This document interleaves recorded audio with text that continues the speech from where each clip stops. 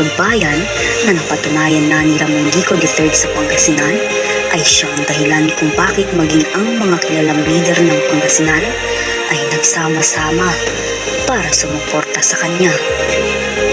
Ang dami pong nakatayo sa likod nitong na haligi ng politika sa buong probinsya ng Pangasinan. It's made. Binunahan niyo itong taong ito eh. Ang gusto nito, magsilbi na lang. Ang gusto niya, mabigyan ng magandang kinabukasan, lalong-lalo na ang ating mga kabataan. Nakikita ko kasi sa kanya, sa kanyang sipag, sa kanyang determinasyon na gustong magsilbi. Tingin ko alam niya kung anong dapat gawin sa probinsya ng Pangasinan. So yung tao nagsawa na eh. Subukin natin itong bago. Ramon Gico. Palagay ko, people will someday will love him as a good leader.